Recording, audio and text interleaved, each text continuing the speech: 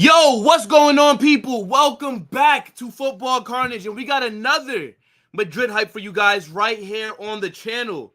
Big up to everybody that's in here. Make sure you guys smash that like button, and don't forget to subscribe to the channel and turn on those post notifications so you guys don't miss anytime I drop a new video. Now, I don't know about you guys, but I'm in a real good mood. You know what I'm saying? It's Monday. Technically, it's the start of the week, in my opinion, right? Sunday is still the weekend for me. I don't even look. Sunday, we're not doing work, right? Monday is a work day, so that's when it actually starts for me. I don't know about you guys. And, usually when Mondays come around, everybody's like, oh my gosh, like, oh, it's Monday again. But I feel something different in my chest. I'm actually really excited for the week. Champions League is back, folks. And it's a lot of good games. It's a lot of games, actually. I mean, damn. Champions League is now going to be played on Thursdays as well. It's going to be pretty weird seeing that. But I'm just excited, right? I mean, Madrid's getting some good news. The Champions League is back. I'm still a little bit pissed about that game against Real Sociedad and the way that we were getting cooked. But at least we didn't lose. So I'm trying to be positive, especially with some of the players that we got coming back from injury for this game against Stuttgart. But, yo, how's everybody doing, man? I hope that you guys, had a good weekend, right? A lot of good games that happened. Some shocking results as well, right? I mean, you got Liverpool losing Nottingham Forest. We saw Jadon Sancho cook on his Chelsea debut. Manchester United scored 3 goals. Yo, a lot of weird things were going on. But yeah, I'm just feeling real optimistic right now.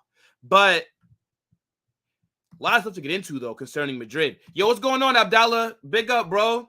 Top of the league. Can't chat to me. Yeah, I saw you guys cook Girona. Yeah, man. Barca, they're definitely proving themselves to be a problem so far this season. I mean, the way that Hansi Flick has you guys playing, it sucks. It's actually ridiculous the way that Hansi Flick has Barcelona cooking, especially with the injuries that you guys have, right? Like, we talk about the injuries that Madrid have a lot, right? And it pisses me off, the injuries that we have. But you guys, right? No Frankie de Jong, no Ronald Arroyo, right? I think Christensen is also injured. You guys have a bunch of injuries, right? I think Pedri, Gavi, so fair enough. Hansi Flick, we all know that he's an elite manager. And I kind of gave Barca credit when you guys first signed him. To me, bringing in Hansi Flick, that showed me that Barcelona are a serious team, right? They're not trying to rebuild. Hansi Flick isn't the guy that you bring in if you're trying to rebuild. So, look, fair enough, bro. But top of the league, you guys have won every single game. You've done it in a real dominant fashion. But that's all right, though. Don't worry. We will be there. Okay? You might think that you guys got the league wrapped up. I'm seeing Lamine Yamal talking about, oh, yeah, it definitely does hurt. Over the international break, he was like, yeah, it hurts Madrid to see us top of the league. I'm like, brother, it's only 3-4 games in. It doesn't hurt me because I'm still backing the boys to catch up. I'm just coming off of a season where I won the Champions League and La Liga. I'm not worried about y'all being at the top right now, but I would be lying if I said I'm just not concerned about your form at all. But it's whatever, we'll deal with you. Danny Olmo could miss 4 to 5 weeks. Damn, that's crazy. We just need our players back. Gavi, Pedri, Christensen, Olmo, Arroyo, and Bernal. Yeah. We'll see. We will see. But, let's not waste any more time, bro. Let's just get straight into it. And this is, I don't even know how to say it. Some real shocking news, but it's not shocking because we all know that this player is a simp. And I rate this guy very highly. I've gassed him up. I've been calling him Baby Pele. But I might have to sell my Endrick stocks after this. I mean, did you guys see that this guy got married to his girlfriend? Now, there's nothing wrong with marriage.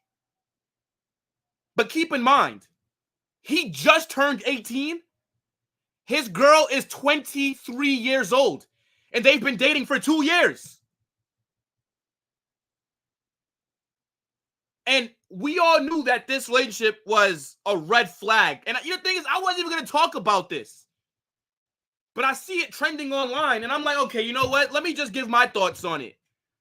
Because I personally think that Endrick's family, his close circle, and more importantly, the older men in his life have failed him. They failed him. There's no way in hell he should not be getting married at 18 years old to a woman that's 23, who's basically groomed him. And it's been nothing but red flags. They did an interview about a few months ago, and she revealed that they have a relationship contract. How do you have a relationship with the contract involved? Like what? That's before the marriage. You're 18 years old. If you're Endrick, right? You're getting hyped up to be one of the best Brazilian prospects that we've seen in a while. You're the guy. You just got the move to Real Madrid. How do you allow this to happen? Where's Endrick's parents? How have you allowed this girl to leech onto him and wiggle her way in? She is 23 years old. She was dating him when she was 21 and he was 16. So Endrick's been groomed. And I don't even really care about players' personal lives. But I feel like we got to call out the hypocrisy. If this was a man that was 23 that got married to an 18-year-old and he was 21 dating her when she was 16, what would everybody say? How come this is just getting swept underneath the rug? I'm telling you something right now. This will not end well. And low-key, I got to stop rating Endrick for this. You have the whole world at your feet at 18 years old, and this is what you're doing. Your parents allowing this to happen. Now, 18, you're an adult. But the fact that they started dating at 16 is what's crazy to me. She was 21 when she met him. 21, she's already fully developed. She's mature, way more mature than him. She knew what she was doing. Then she said in the interview, when I first met Endrick, he was at the mall, and I didn't even know that he played for Palmeiras. Yeah, right. How you don't know he played for Palmeiras? They're the best team in Brazil right now. He's a wonder kid that was signed by Madrid like 2 years ago. How you didn't know he was a... Bro, you're such a liar, bro. I'm telling you right now, bro, Endrick's father needs to be ashamed. His mother needs to be ashamed. Any of the other older men in his family need to hang their head in shame. This is a disgrace. If this was my kid, there's no way at 18 years old you're going to be marrying a 23-year-old woman, especially when you have all these resources that you could lose. The best advice that I could give to Endrick, one, stop being a simp. Absolute simp this guy is. She has this guy wrapped around her finger. The best advice I could give this guy, you got to pull a Hakimi. You must. You must pull a Hakimi. Everything that you own has to be in your mother's name. All the wages that Madrid are going to be paying you must go to your mother. All the money that you're going to get from your endorsements, from your bonuses, from whatever, everything needs to be in your mother's name. Learn from Hakimi, because this will not end well. I'm telling you this right now, chat. 18 years old, getting married to a woman that's 23. It's crazy. How is she not in jail? I just want the same level of consistency, right? Women fight for equal rights, but equal rights don't mean only when things are going good for you. That means the good and the bad. And this just shows you men and women are not equal. We're not equal. We're held to different standards. Imagine that. Imagine a 21-year-old guy publicly dating a 16-year-old. Imagine if the ages were flipped. Imagine if Endrick was 23 and she was 18. Imagine if he was 21 dating her at 16. But because it's a woman, nobody gonna say nothing. Okay. Yo, this guy Endrick, I've been worried about him. And I try not to talk about it because, again, I don't care like that. But it just seems like a distraction. This guy needs to be worried about fighting for his place in this Madrid team. Instead, this guy's worried about marriage. How did his parents allow this to happen? This is a big fumble by everybody in his family. Because I'm willing to put anything, I will put any amount of money on it with anybody that in 5 years, they're not together. He's 18 years old. He met her at 16. This is probably the first girl, or she's a woman. So it's the first woman that he's probably ever been with. He don't even know what to do with himself right now. This is despicable, bro. It's actually crazy. She's finessed him. I hope that she signed a prenup. But probably not. Because, again, before they were even married, they had a relationship contract where if they don't do certain things, they got to buy each other gifts or pay money. What? What money she got? I know she's like a Instagram model or something. Bro, there's a million Instagram models. It's like this guy don't realize that he's the prize. You're the 18-year-old that's playing for Real Madrid. How many other 18-year-olds are playing for Real Madrid? He's very rare. And he just let himself get absolutely finessed. Kudos to this girl. She met him when he was super young. You know what I'm saying? They probably did a few things that he ain't never experienced before. And now he doing whatever she say. I'm telling you, chat, I'm seriously thinking about cashing in on my Endrick stocks. It's not looking too good right now. I can't rate this. I can't. Again, nothing wrong with marriage. But 18? Yeah, man. It is actually crazy. This is a madness. Yo, what's going on, Adam? Big up, broski.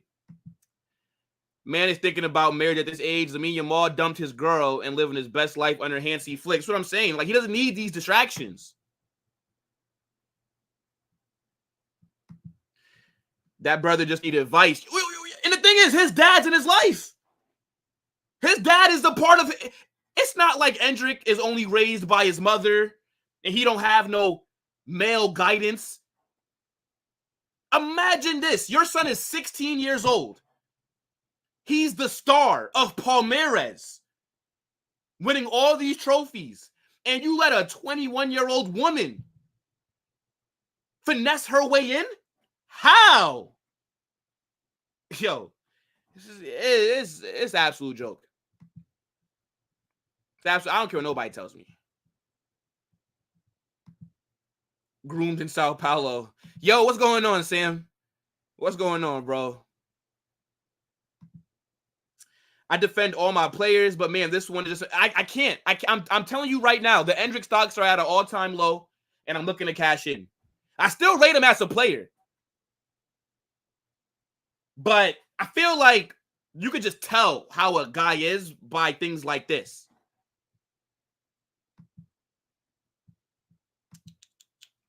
If you really think about it, this boy is a young man, 18 years old. If anything happens in this marriage, his dad let him down. Bro, exactly. Exactly. You can't be... I just cannot believe that shit, bro. And the thing is, bro, I don't even want to talk about that shit. But it's trending. So I'm like, you know what? Fuck it. Let me just talk on it. Because, a lot of other Madrid fans are. It's nonsense. This guy scored a goal for Brazil. And he had a picture of her in his sock. And he's showing it to the camera. Bro, where's your focus at right now? Yo, she finessed him, unruly. She finessed him. Fair enough. I hope that it works out. But But bro, I'm telling you something right now, yo. Again, she's probably the only woman that he's ever been with. 18 years old, you got all this money, you got all these resources. What do you think? He's not gonna cheat? He's not gonna bro? Crazy. But I don't even really want to spend any more time on this topic because it's and you know what? I remember before he came to Madrid and they were doing all these interviews and these things, I was saying, Perez is not about to let this run, talking about a marriage contract and he can't do this, he can't do that, he can't play on the game and all these. What? He's 18 years old. What are you talking about? This couldn't have been my son. This could not have been my son. Yo, I just man focusing more on the cat than football. It's a fact, bro. It's a fact. The sock thing was a nail in the coffin for me. Wait, what was the sock thing, Unruly? Drop that in before we move off, off of this topic, off of this nonsense. And the thing is, I don't even be, bro. You know how it's like the whole red pill content and all that stuff, bro. I'm not even saying that you got to be a red pill guy, but Andrew got to go watch some Fresh and Fit or something, because this brother is lost. I'm telling you right now, he does not know how valuable he is. To be doing things like this, to be putting yourself in these kind of predicaments with a woman that is 23 years old, that found you at 16 years old, he has been groomed. Literally, bro, when I saw this news, this is my only reaction, bro. Brother, what's that? What's that, brother?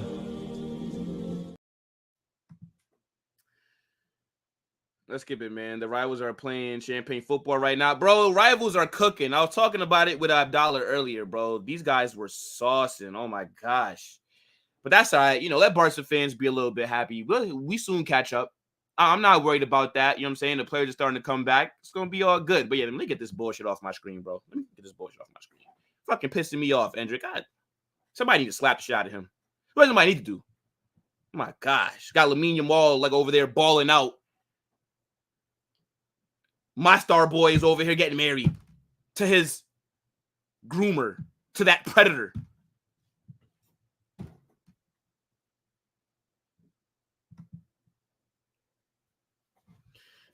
Bro, it's starting to look that way, man.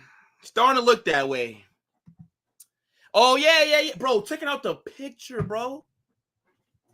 Yeah, no, you're right. She's hot? She's a model. But what does that matter?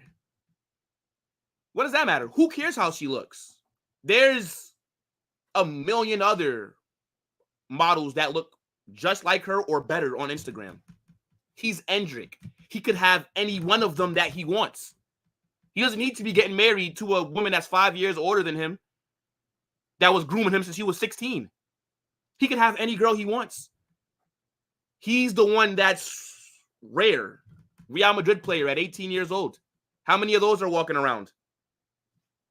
Versus how many models are there on Instagram that show off their body and all this nonsense? It's nothing special. She's not anything special. I hope he doesn't crash when this goes bad. Who knows, bro? Who knows? Big up, man. Big up, bye. Stop hating. I would have let her groom me. Yeah, because you're a simp, DM. You're a simp. The fact that you just said that is crazy. You would have let her groom you? Are you serious?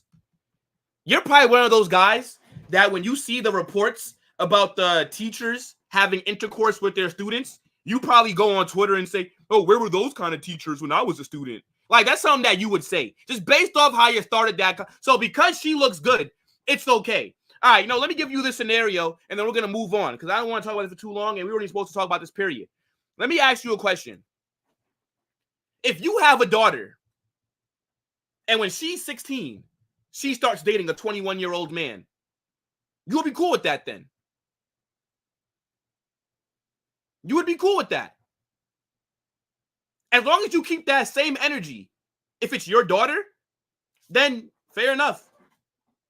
But any parent that actually cares about their kid, there's no way you're going to let your 16-year-old daughter date a 21-year-old man. What are we talking about? Nah, I mean, no, it's fair enough. I mean, we don't really know what's going on. Is it, bro? What we do know is that she met him at 16 and she was 21. What are we talking about here? I don't need to know anymore. I don't need to know more. I'm dead serious. I would say that. All right, fair. Look, at least you own it, bro. Not fair. Fair enough, my guy. It's different for men. Okay. But yet, women are equals then, right? They say women are equal, right? So if women are equal, then we need equal outrage. We need equal punishment. But again, we know that men and women are not equal, even though they want to try and push that. But, you know, it is what it is. Yo, let's get off this topic, though, right? Because I don't really care that much about it. I just saw that it was trending. A lot of other people were talking about it. I'm like, all right, I'm like, because that wasn't even a part of the show, honestly. Like, that was really just me adding it last minute. But, yo, let's move on, though, man. Let's move on, right? Let's get into some Real Madrid team news because we have a game against Stuttgart tomorrow. The Champions League kicks off in less than 24 hours. And we got some major updates about what's going on at the club. So I want to show you guys the squad list for the game, right? And let's just run through the players that will be available for the match, right? You got Courtois, Lunin, and Fran Gonzalez. Those are the goalkeepers. In defense, you got Dani Carvajal, Eder Militao, Lucas Vázquez, Jesus Vallejo, Fran Garcia, Rudiger, Mendy. Now, midfield is where when I saw this get dropped, a big smile was on my face. My boy Jude is back for the match. Then you got Valverde, Modric. My guy Tchouaméni is back as well. Then you got Arda Güler. And that completes the midfield. Then in attack, Vinny, Mbappe, Rodrigo, Endrick. And I don't know why Brahim is here. It's very weird because Brahim is injured, right? So he's not going to be in the squad for tomorrow's game. But some big updates. Huge updates. We know that Jude and Tchouaméni, there was a possibility of them making the match day squad for the Real Sociedad game, but they decided to not risk them and they kept them out. But now they're here for the start of the Champions League. And Bellingham is way above the initial return date. They were talking about Jude being out until maybe the end of September, early October. But we saw reports over like the last week and a half saying that his recovery has been going really well. So if that's the case, it makes sense that he's available. I'm just a bit nervous because I don't want to possibly risk him having a setback, right? Like I don't want him to go out there tomorrow and then he gets injured and now he has to miss more time. Like if it's up to me, honestly, I'm more so on the side of players. If they're dealing with a significant injury, they should be rested and not brought back earlier, even if their recovery is going great. You don't got to bring them back immediately. I don't know if you guys would agree with that, but I'm glad to see Bellingham and Tchouaméni here because we've been struggling. The midfield has been struggling. And having these two guys come back into the squad, that's a big boost for us. We can only get better. And Bellingham's been out since the Mallorca game. He's only played technically 2 matches. The Super Cup against Atalanta, and then the first game of the season against Mallorca, and then he's been out this entire time. So hopefully he's gotten a lot of rest. Hopefully my guy is going to be able to kick on tomorrow because the reports are also saying that him, Tchouaméni, and Valverde will start in midfield. And To me, that's a little bit crazy. But I get it. Champions League. Back at the Bernabeu. Gotta defend that title. But would I have started Jude immediately? I don't think so. And I still don't believe he just starts this game. I don't think Carlo would do that. And even though we usually get all these reports, we've seen these reports be wrong more times than not. Like, I can't tell you how many times before games or like a day or two before a game, it'll be like, yeah, Arda Güler is going to be starting on the right. Brahim is going to be starting as the 10. And then the game kicks off and Brahim's on the right, Arda's on the bench. So it's like, I would take these reports with a grain of salt, right? I definitely do think Valverde will start. I think Tchouaméni will possibly start. Because remember, Tchouaméni was playing up until the international break. And then when he went with the France team, that's where they discovered injury that he had. And they said that it wasn't that serious of an injury. So if it's not that serious of an injury, and if we just kind of kept him out of the Real Sociedad match as a precaution because we knew that the Champions League game was coming up, I can see him starting. But Jude, I would not start Jude. No. He's been out for over a month. Why, or not over a month, but about a month. It's been about 4 weeks. Why rush him back into the starting 11? I don't think Jude starts tomorrow. But the reports are saying that he will. And then another thing that's pretty interesting, right? Dani Carvajal might possibly start tomorrow at center back, right? So you see the report right here. It says Carlo Ancelotti will use Carvajal in central defense tomorrow. Tchouaméni, Valverde, and Bellingham will be the midfield. Now, if Carvajal is starting at center back, possibly, right, then that means that Militao is still dealing with an injury. Now, we saw Militao start against Sociedad, but there was a doubt that he'd be able to do that. And I was one of those people that said, maybe just play Jesus Vallejo, right? Because Militao picked up a knock during the international break. He missed both of Brazil's games. He came back to Madrid, and they said he'd be out for 10 days. Magically, he was fit a few days later, and he started against Real Sociedad. Now, I haven't seen any other reports about an injury. So I'm trying to figure out, why would Dani Carvajal possibly be starting at center back tomorrow?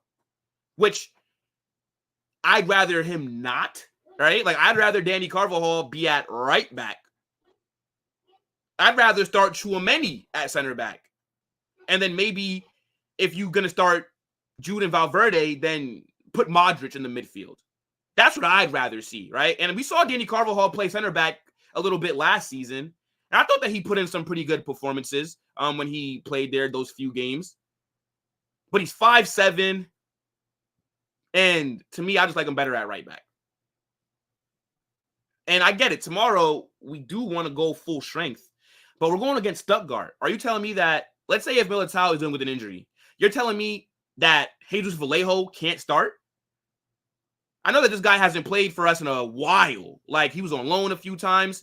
But, I mean, we saw him boss Man City a few seasons ago.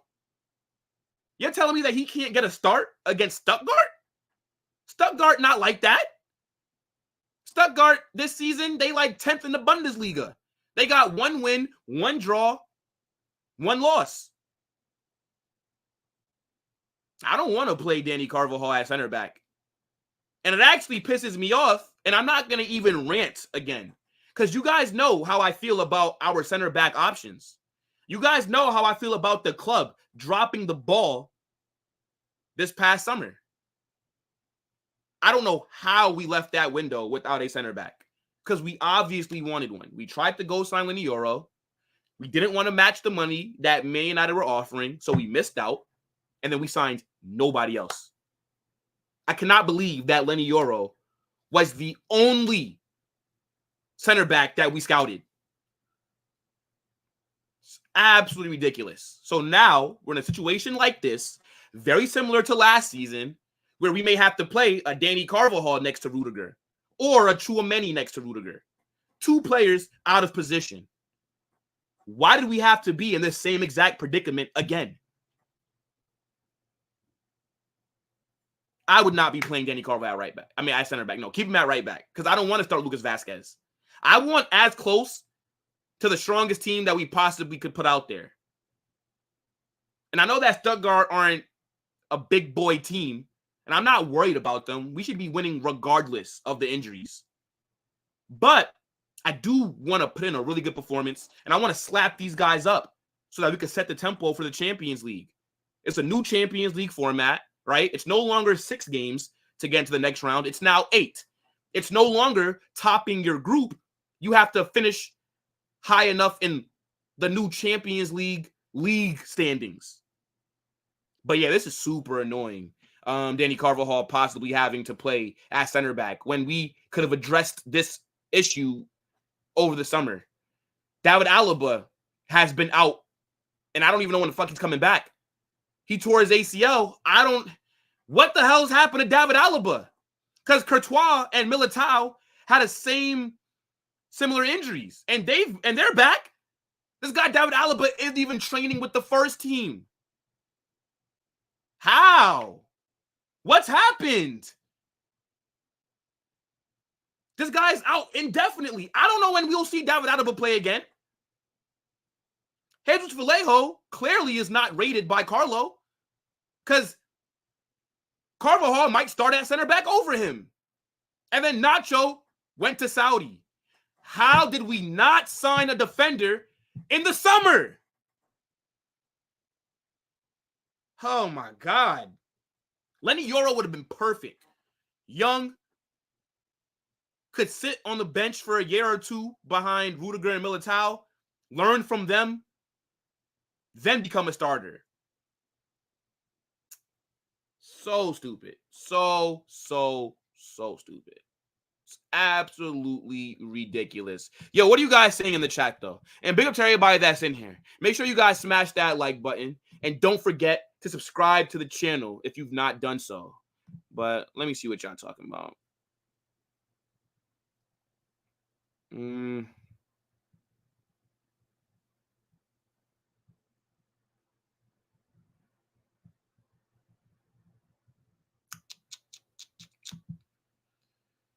Hate watching Barca is going to be painful in the coming years. They've done it again. I was rating him, but not this way. We need to get informed before the next Clasico, or I won't be there after the game. Yo, we need to get informed before that game against Atleti on the 29th.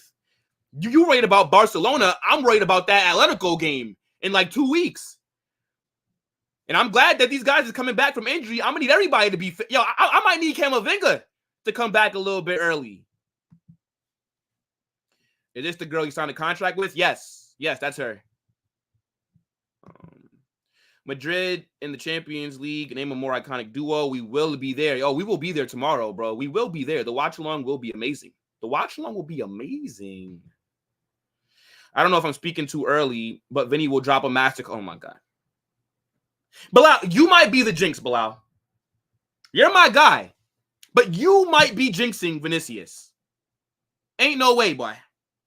Boy, ain't no way. Why are you jinxing my guy, Vinny? Come on, bro. You always say he's going to drop a masterclass, but I hope that you're right this time. Yep, Jude is coming back for the Champions League. Yes, sir. When Jude comes back, I think things will change for the better. To be fair, though, that first game against Mallorca, they were cooking us, and Jude started. We actually had Jude, Tchouaméni, Valverde. That was our strongest team, and Mallorca were cooking us. And we didn't look that good against Atalanta either, especially in that first half. But, again, I still think that we are going to look a little bit better with Jude being back, obviously. Last year, Madrid struggled to beat Union Berlin. And if it wasn't for Bellingham, last-minute goal, header, it would have been 0-0. Good point. Jude saved us a lot. His like first few months at the club, he scored a lot of winners. Jude's the guy we need because if he's in the midfield with Valverde, our defense is much better. So Arda can focus on attack. Arda's not going to be a starter for Madrid, not on a week in, week out basis because Tchouaméni is going to be starting in that midfield. But there will be times where you might rotate, and that could be a midfield 3, right? Big up to my guy Arda, man. Such a good player. We need Arda to start. I agree. I would start Arda tomorrow. I'm not starting Jude. I'm telling you that right now.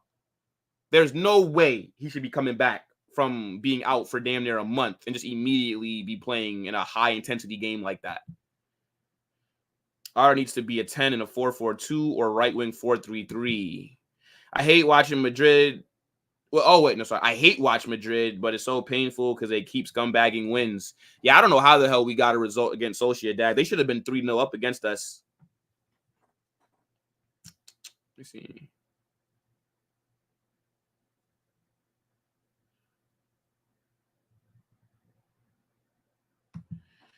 Now, if Vallejo starts, I'll get a ticket to Madrid and slap up. Bro, but think, okay, so MD, hear me out. You don't think Vallejo could start against Stuttgart? Really? I don't see the problem. Why do we have him in the squad? If Vallejo cannot start against Stuttgart, if we have some center back issues, why is he here? We should have sold him then or terminated his contract. I don't get it.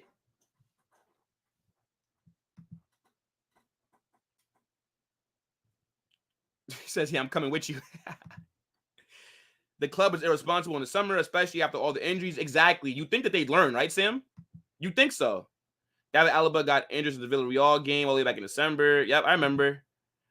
We need at least. Yeah, I mean, at least, you know, bro, you're saying 2 unruly. I'm saying at least 1. You could have gave me somebody. You came back to me with nothing. You spit in my face, literally. When Camavinga comes back, we will play 4-4-2 with Mbappe and Vinny up front. We will dominate. Trust. Yeah, I think that we will switch up the formation when he does end up coming back. But I don't know. It's a lot of options. If we're being honest, Carlos Madrid never played attractive and systematic football, but he gets the job done with individual brilliance and moments. That's why we suffer this much without our key players. Bro, and we also start off games super slow. But you're right. This is how it always been. I feel like this is how Madrid always play. It doesn't matter who the manager is. Nah, trust me, Vinny in UCL, Demon, we won't go as far as a masterclass, but he'll pick up form. I hope so. We should. We should be slapping up Stuttgart. All right? Like, there's no reason why Stuttgart should be giving us any issues. But in more Madrid team news, right? You guys saw what broke yesterday about Brahim Díaz getting injured. And I mean, like, come on, bro. Give me a break. Give me a break. How many more injuries? Every day injury. Every day there's an injury that's popping up at Madrid. I literally wake up in the morning in a sweat because I'm scared about what alerts I might be getting. Anyways, Fabrizio Romano tweeted out that Brahim Díaz will miss at least 8 weeks after a muscle injury suffered against Real Sociedad. He's expected to be sidelined until November, but with 2 international breaks, Real could decide to take no risk.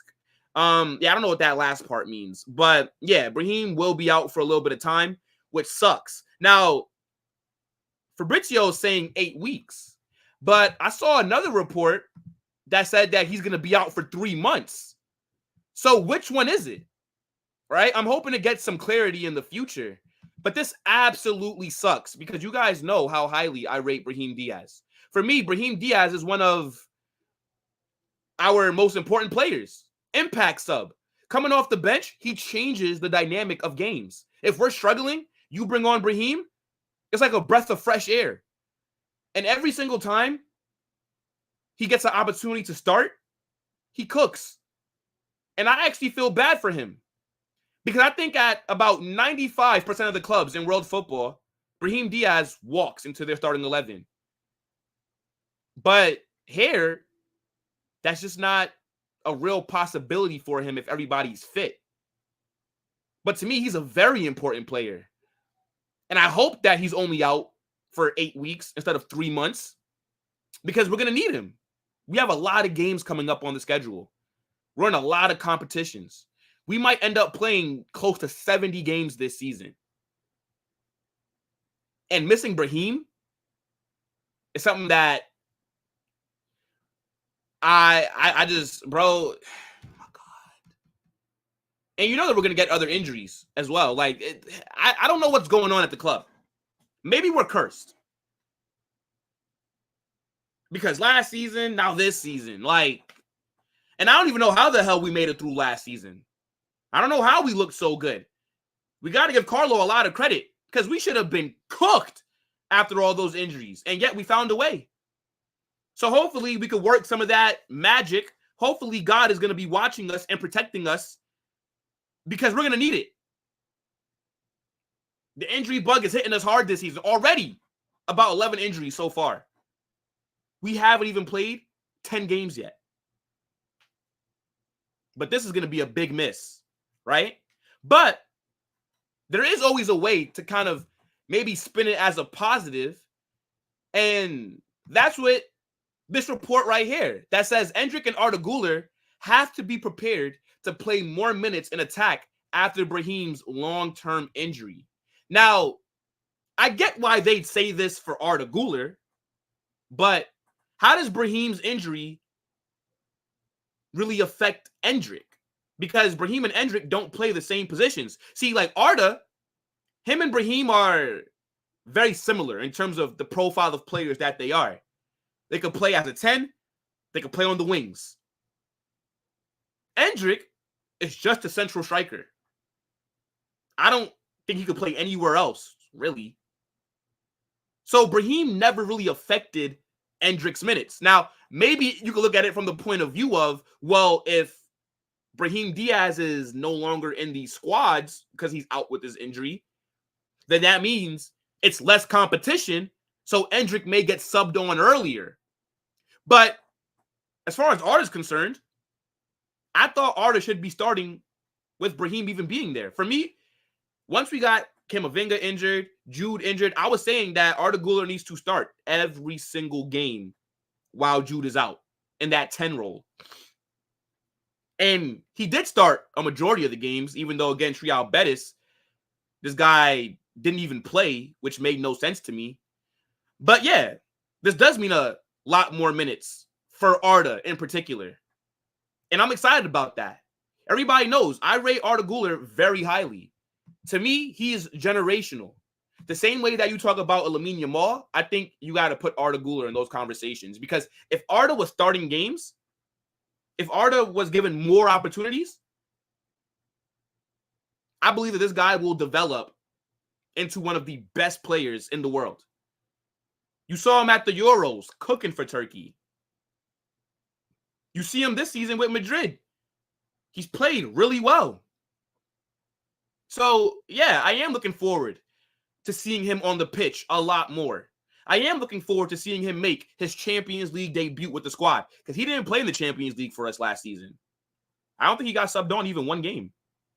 So, yeah, this Brahim injury directly affects Arda, because now there's nobody else in that position to go to aside from him. So hopefully Arda can stay fit. And then again, with Endrick, maybe with Brahim not being there, right? Carlo will maybe sub this guy on before the 88th minute. I don't know what it is with Carlo. Carlo only subs on Endrick when the game is about to end, and it pisses me off. Because Endrick, you can't make that much of an impact in 5 minutes. He should be playing 20 minutes. If you don't bring him on in the 60th minute, then bring him on in the 70th or even the 75th. But to keep subbing this guy on in the 88th, 89th minute, it's ridiculous. Come on, Carlo. Give my guy Endrick some more minutes. And I do think this could be a positive for him as well. But at the same time, where Endrick plays is where Mbappe plays. And we know that Mbappe, he's undroppable at the moment. even when he was struggling, he wasn't going to get dropped. So I don't necessarily think Brahim's injury is going to necessarily have a direct correlation on Endrick's minutes. I think more so Arda. But hopefully both of them play a lot more. Because these were the two players that before this season started, I was talking about them in terms of they were the players that I was the most excited about this season. Right? Like, they were the two unknowns. Endrick coming over from Brazil. I didn't watch Palmeiras like that. So he's an unknown player to me. Like, obviously, I know him and I've watched him play for Brazil, but I didn't watch him on a week in, week out basis. So I was excited to see how he plays this season. Arda Güler, last season, suffered with an injury up until January. Came back, didn't really play that much, but he did get a few starts after we officially, not even officially, but like once the league was secured, Arda start games, and he impressed me. So I was excited to see him get more minutes. So, yeah, this is a little positive, you could say, right? In this very bad situation with Brahim's injury. But, yeah, I mean, hopefully, Arda and Endrick do get a lot more game time because these players are exciting and they have very high potential. Let me see. What you guys saying, though?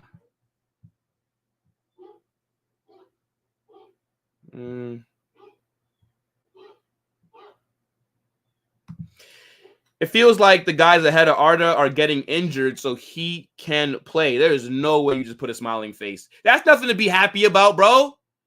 What? We don't want injuries. No way. Jordan, what's going on, bro? Told you defense wins titles. The other stream with regards to the Gunners. Yeah, bro. Good game against Tottenham. You guys executed well, for sure. Yeah, man, it'll always be like that. If we get a manager obsessed with tactical structures, we can kill any team before 45 minutes. We have the best players for almost every position, if not all. You're right, 2K. Actually, Endrick's play style feels more like a false 9. Maybe. Again, when I've seen him play, he's played as a regular 9, not dropping deep or doing any of these other things. So I'm not saying that he can't do it. I just haven't really seen him do it. Was he doing that at Palmeiras? Well, maybe that's because Brahim is not there to be subbed on and Bobby will be an option. Now, that's true. But I just think first choice off the bench will be Arda now. Like, I still don't think Endrick's going to get subbed on that much earlier. Maybe he gets subbed on in like the 70th minute now, which is good. But, yeah, I think this just directly affects Arda. Because he can do the same things that Brahim can. He drops the midfield a lot. Okay, fair enough. Fair enough. I just haven't noticed that. Endrick never given opportunities for both Madrid and Brazil. Nah, well, I mean, he started more games for Brazil than he started for Madrid. I'm expecting Arda to pop up this season, and when the team heats up, take his spot from Rodrigo. I think Rodrigo is better than Arda Güler, though. I'm not going to lie to you, bro. Oh, okay, that's not a smiley face? I don't know why I thought it was a smiley face. It looks like a smiley face on my screen, but yeah, it could be wrong. Could be wrong. Nah, fair enough. Fair enough. But last thing, right? And, we'll move on from the team news. But I do want to redo my 11. Now, big up to everybody that watched the Real Madrid versus Stuttgart match preview video that I dropped. And if you've not done that, then, you guys should just go over and, watch it and let me know what you guys think and what your predictions are. That video is actually doing pretty good. But I do want to just give an updated prediction. Now that we know which players are in the squad and, we kind of have an idea of maybe what Carlo is thinking, let's just run this back real quick, right? So, let's see. Real Madrid updated 11. Yeah, let's flip this and let's change the formation. So, I'm still thinking we do a 4-2-3-1, right? Now, in goal, Courtois. At right back, see, the thing is, I don't know if Militao is fit or not. I haven't seen any reports about him, like, being injured again. That's why I'm kind of confused on why Carvajal may start at right back. I mean, sorry, at center back. But I still think that Carvajal will start at right back. I think Militao plays. Unless I missed something.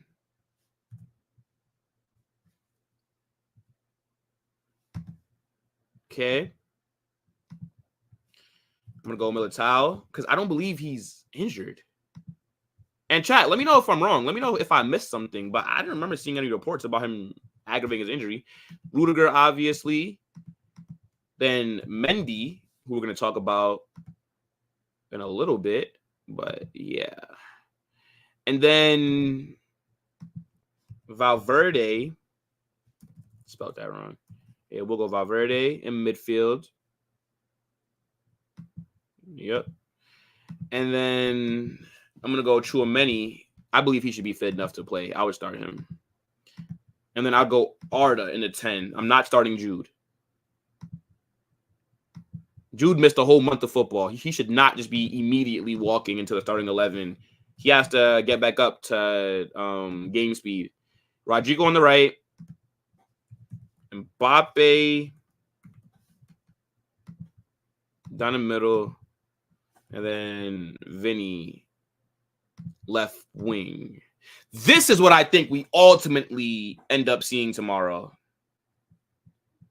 And I wouldn't mind this at all. This lineup right here should still cook. But, yeah, it's crazy. It's crazy. It's crazy. You know, again, if Militao has the injury that I just missed, then I'd still rather start Tchouaméni at center back than Carvajal. And then I would just put Modric in this midfield. That's how I view it. But what do you guys think about this updated starting 11? And then obviously, you know, on the bench, you'll have like Endrick. You'll still have Jude, who you could sub on in the second half, you know? Let's see. Rodrigo is a better player, but he's not a right winger. Whether he is average on the right. I actually think that Arda Güler cooks as a right winger or as a 10. I think he could play both I think he's better as a 10, but I think he could play on that right wing at a very high level if need be. But I don't think he's better than but I don't think he's better than Rodrigo, period. For me, Rodrigo is so underrated. But I get it. You know, people like Arda Güler, and, you know, when things aren't going right, then they're looking for somebody to blame. So you want to drop Rodrigo. I get it, bro. But I don't think Arda Güler is better than Rodrigo at the current moment. No.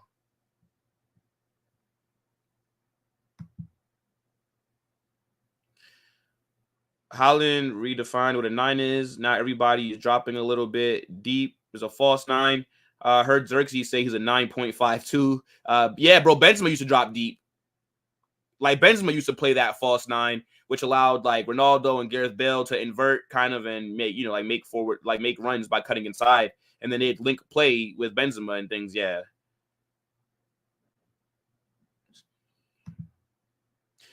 The team is solid. They need to get the job done. And they will. They will. They will. They will. Look, my prediction for tomorrow's game, I'm going with 4-1 Madrid. That's how I'm feeling. That's literally how I'm feeling, chat. 4-1 to Real Madrid. Hopefully, the boys can go out there and cook because we know. Look, I've been confident a lot this season. We haven't played anybody that good so far. And we haven't been able to really dominate anybody. And Stuttgart, they're the same level as Sociedad or Betis, right? I would kind of group them in the same category. So it's going to probably be a tougher game than what I would want it to be. But I don't care. Stuttgart, look, they came second last season. Congratulations. But these guys, come on, bro. They're going to be at the Bernabeu. Like, that environment, they ain't never played in such a hostile environment ever. This is different than going to the Allianz and playing against Bayern Munich. Everybody knows you're going to get slapped up there. No, the pressure is going to be different. It's a Champions League night. The opening game at the Bernabeu against the defending champions. We better go out there and bust their ass. I'm not going to lie. I want a 4-0. Forget even giving them a goal. I don't even want to concede. I want to see complete domination tomorrow. I don't even want them to complete a pass. Okay, that's a bit extreme. But I want us to go out there and absolutely just blitz them. That's what we need to do. Now, based on the form that we're on, that's not going to happen. But I hope that that music activates something different in them. And hopefully tomorrow is the game where things turn around, where we just start violating teams. Never know. But again, it's a lot of things to be positive about. Jude back, Tchouaméni back. I'm happy, even though it sucks that Brahim is injured. But yeah, tomorrow should be a really good game, chap. Should be really good. I hope that all you guys are going to be here for the watch-along, right? Like, y'all got to be here for the watch-along. Tomorrow's going to be lit. I hope that you guys don't miss it. 3-1. I can see that. 3-0. I like that. I like that clean sheet. 3-1. You don't learn? Bro, I don't learn, man. I really don't. But I just feel so optimistic. I feel optimistic, 2K. I really do. Why shouldn't we go out there and beat the shit out of a Stuttgart? A team that's conceded 7 goals in 3 games. Now, obviously, right, when teams go against us, defensively, they're just the best thing that we've ever seen. Their goalkeepers turn into a hybrid of Buffon and Manuel Neuer. We know that that's how it goes when it's time to play Real Madrid. But I don't care. I honestly don't care. It's the Champions League. Go out there and bust their ass. Stuttgart are not shit compared to us. I can't even name you more than 2 players. I know Enzo Milat, and then I know Dennis Undav. He scored over the international break for Germany against Holland. Who the fuck are those NPCs? We should be cooking them. No excuses. Not one excuse will be made tomorrow if we lose. 4-0. That's what I want to see. That's what I'm predicting. I think Jude comes on and scores 3-0 in the clean sheet. I like that, Sam. I like that. Stuttgart did beat Dortmund 3 times last season. Yeah, see, but the thing about last season is that it's not last season no more. It's just a new season. Last season, they came second. Congratulations. You know what I'm saying? And I gave them credit. Go watch the match preview that I gave for this game that's coming up. It's on the channel. It's a video. It's not a live. It's a regular video. Go watch that match preview. I gave them credit. But I don't fear them. You know what I'm saying? Like, they're nothing. Yeah, 4-0. We are going to be there. That's what I'm talking about, bro. Big up, big up. And then midstream, this brother will be crashing out. I'll be there. It'll be scrappy win, bro. We will win, but it won't be impressive. Nah, look, man. Let me just dream. Let me dream, okay? Because for 2 hours tomorrow might be a very different version of me. But just let me dream. Let me dream, my guy. Let me dream. But, yo, let's move on, though. That's enough about, like the match team news and things. There's a few other things that we have to get into.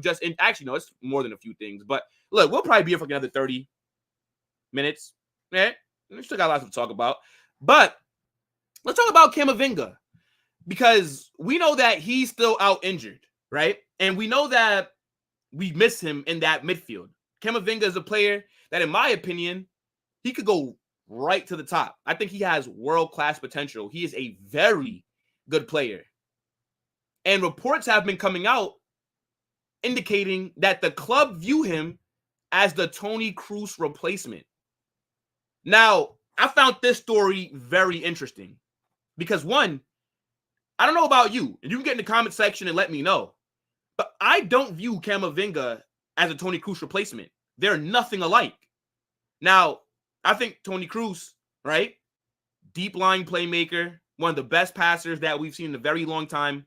His skill set is completely different. to Camavinga's, right? Camavinga, very versatile, very good defensively. But as a passer, I don't think his passing is all that. I think he's a decent passer. But what separates Camavinga from a lot of other midfielders is his ball carrying.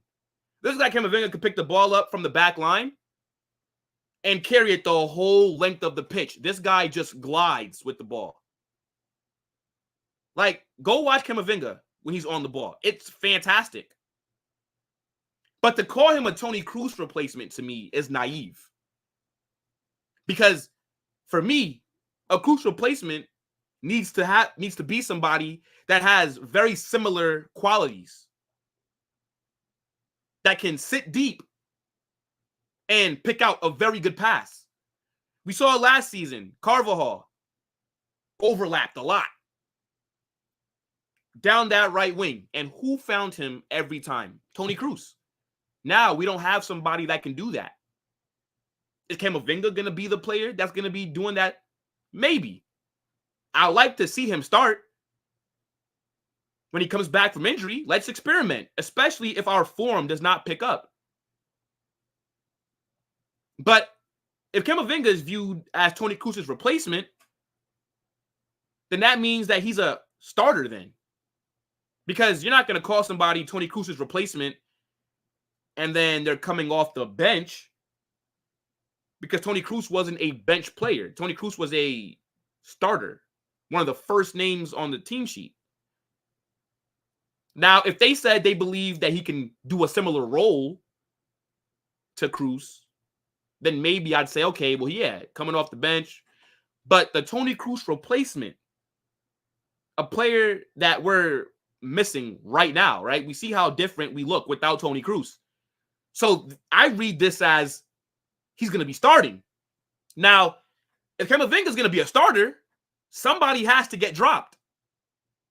Who gets dropped if Camavinga is going to start? Because for me, you got to go back to the diamond then, which means somebody in that front three or another midfielder has to be sacrificed.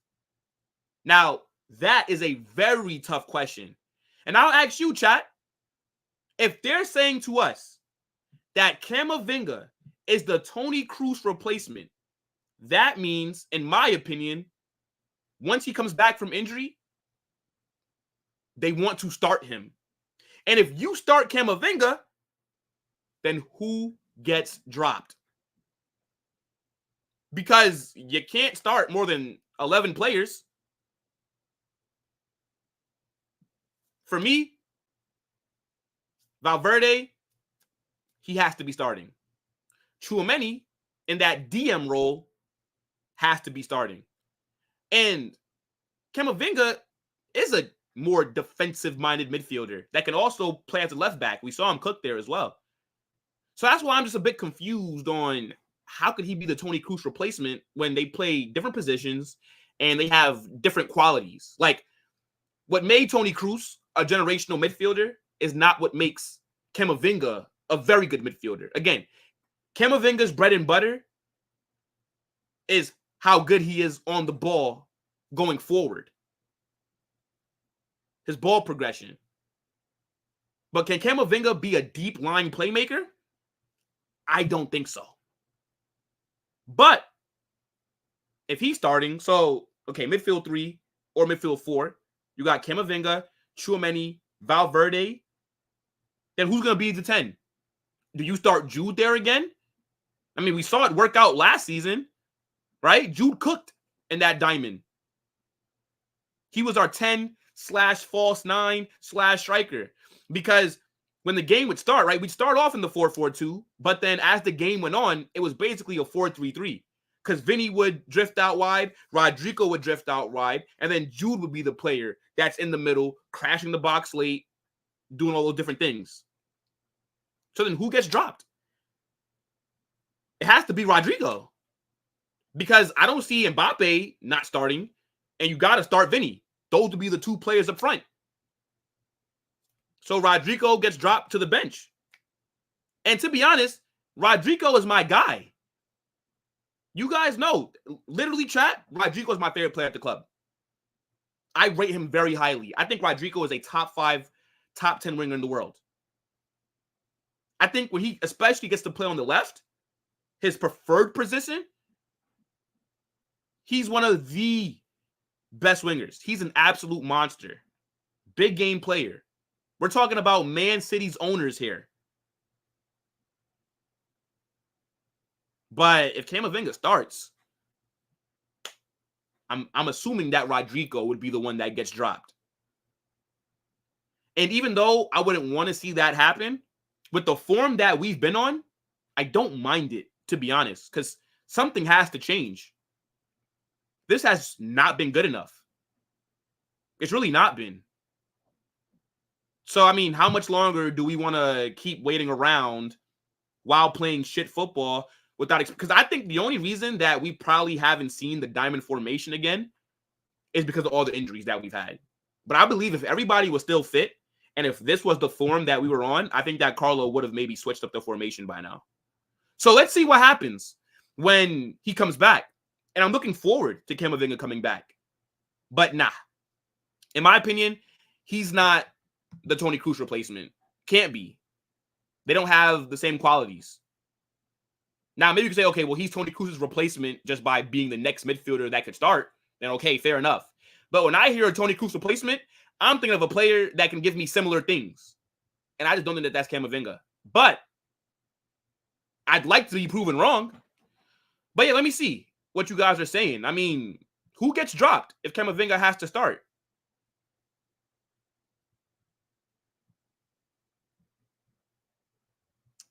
Let me see.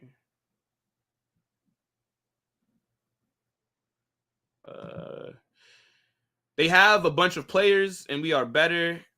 I think Gurashi left. Yeah, he did. The striker, right? Is that a striker? I know who you're talking about, but yeah, he did leave. You're right. The media just be yapping. Yeah, that's true. They just be chatting. I think Tchouaméni has a way better passing range than Camavinga. He is closer to Kroos. Yeah, I mean, maybe. But the thing is, though, Sam, we need Tchouaméni in that DM role. Like, I need Tchouaméni more so focused on defensive work than being on the ball. Because Toni Kroos touches the ball a lot when he was playing. I want to see a Camavinga Tchouaméni double pivot. Yeah, but then how do you drop Fede, though, bro? How do you drop Valverde, Sam? Maybe they do a 4-4-2, but like a different kind of forward. Like maybe they could do a 4-2-2-2, right? Like, you know what? Let me actually build it. This could actually be pretty fun. All right, hold on. Let's go back to transfer market. Hold on. Let me share my screen again. All right. So, okay. Let's say if the club view him as a starter, right? I don't even know if I spell hypothetical right. Hypothetical. Nobody make fun of me if that's spelled incorrectly. Who cares? Who cares? All right. So here's what I'm thinking when I'm saying a different kind of 4-4-2, right? Or a 4-2-2-2. Do they have that formation here? 4-2-2-2. Okay, so this is what I'm thinking, right? If they do want to start him, right? I'm thinking, so obviously, right? And we'll move some players around as well. So here's what I'm thinking. Courtois in goal, right? And this is if everybody's fit. This is if everybody is fit. Carvajal.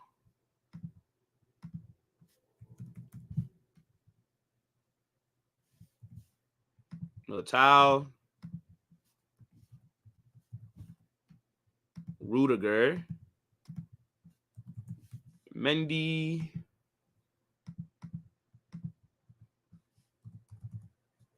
Camavinga.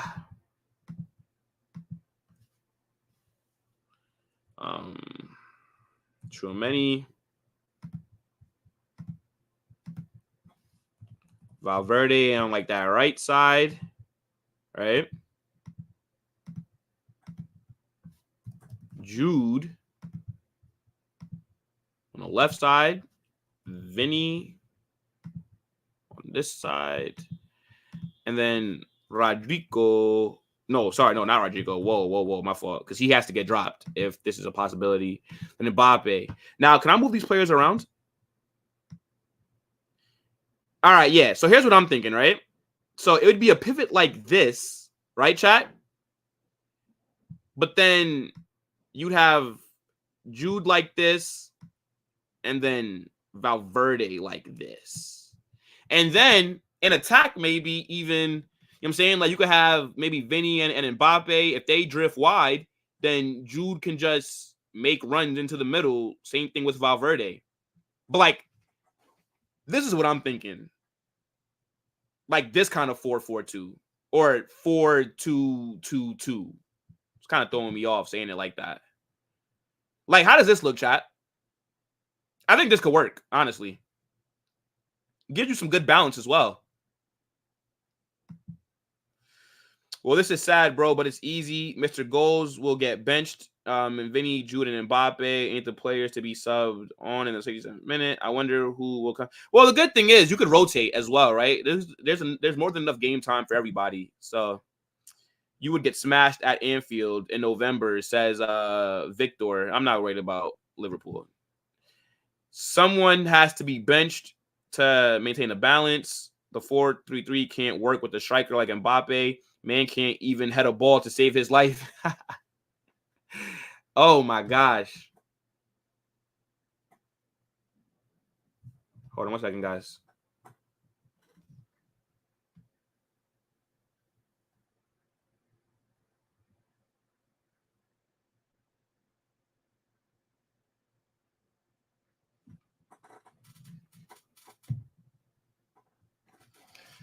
All right, cool. Let me see. Rodrigo sadly would have to get sacrificed. Yeah, I agree, bro. Valverde would just be right midfielder because he's very versatile. Double pivot exposes our defense a lot. Chua protects the base. He's the extra center back. Nah, I don't see it. You don't like this one? So then, like, how do you start them all then? Like, how? I don't know, bro. I don't know. Look, good thing I'm not the manager, right? Like, that's not up for me to really decide, right? I mean, thank God. I'm just a fan that speculates on what we could possibly do, right? Like, hey, look, my job's now on the line if it don't work out, you know? So it is what it is. But I can definitely see something like that maybe if you do want to find a way to fit Tchouaméni, Camavinga, Fede, and Jude, right? Like 4-4-2, 4-2-2-2, whatever it is, bro. Whatever it is. But let's move off of that, right? And let's keep it pushing, guys. Because we did get some big news today, and that's concerning my guy Ferland Mendy. He signed a new deal at the club until 2027. And this is some great news. Florentino Perez has been cooking. We just got Luna to sign a new deal. And now you got Ferland Mendy, who's just put pen or ink to, or pen to paper. Why'd I say that so weirdly? Regardless, I think Ferland Mendy is one of the best left backs in the world, especially defensively. This guy's the absolute monster. And for me, I think his Madrid career has been a little bit shaky because of the injuries. But I think we saw last season, right? Like how important a player like him is to the squad. He's a rock back there. And I think this is well-deserved. I know that the club are looking at other defenders, right? Other left backs. Like we're still being linked to Alphonso Davies. And, you know, that could possibly, you know, be a threat to him. Well, obviously it is a threat to him, right? I mean, you're signing a left back who a lot of people view as one of the best left backs in the world in Alphonso Davies, if that deal does happen. But I think regardless of if an Alphonso Davies signs, it'd be good to still have a Ferland Mendy there because they're two left backs that offer you two completely different things, right? Like Mendy, better defensively, right? A way better 1v1 defender. Whereas Alphonso Davies, everything that makes him really good is what he offers you in attack, right? So now you can rotate, and now you have a balance. I think having Mendy and Alphonso Davies as two possible left back options, I think that's some great choices to have. But yeah, I'm glad that Mendy has signed a new deal. 3 more seasons, right? And again, real crucial player. I did just want to touch on this real quick. But yeah, man, look, my guy Florentino Perez, he's out here moving mad.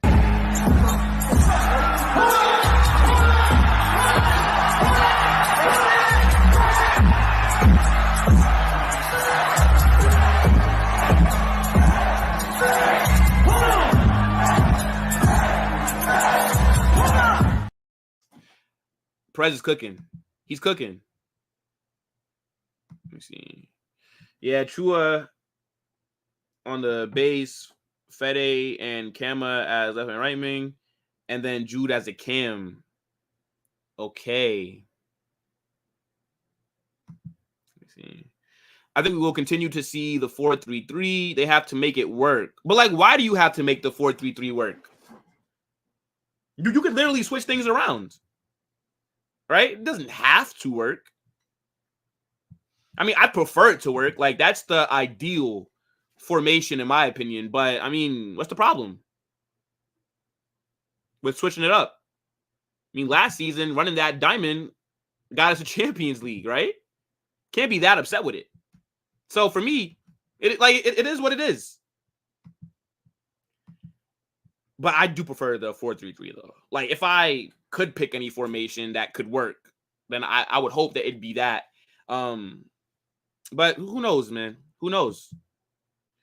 For me, I just believe that the role that Kylian Mbappe is playing is not his role. I wish they can change because the top 9 is not in wing.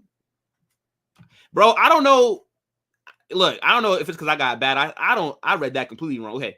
For me, I just believe that the role that Kylian Mbappe is playing is not his role. Okay. I don't know why that was like a tongue switch for me. I agree with you. We all know that Mbappe is not a striker, bro. Mbappe is better on the wing. But when he decided to join Madrid, he made the choice to be starting games down the middle. There's no way that Mbappe would have joined Real Madrid thinking that he was going to just come in and start on the left wing.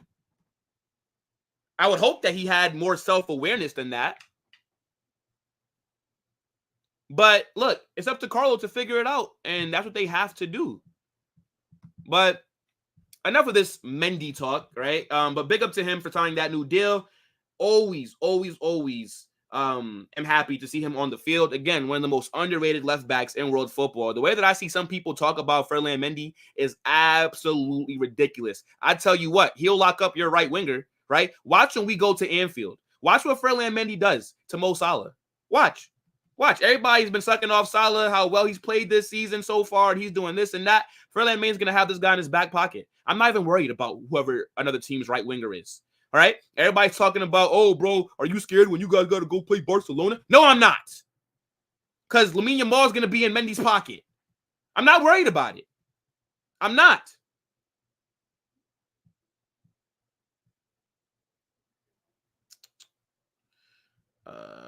I wish they can put Mbappe on the wing. It'll be better. So drop Vinny for Mbappe is crazy to me. This is Vinny's team. Vinny's the one that helped us win Champions League. Vinny's the one that scored in 2 Champions League. Vinny's the one that's earned the number 7, that's earned being on the left wing, right? Mbappe's not done shit, in my opinion. Everything that he did at PSG means nothing for me. It's fantastic, right? All those goals, but you didn't do it for my club. So I don't care about that. Vinny's the one that's earned everything here, right? Mbappe's got to figure it out.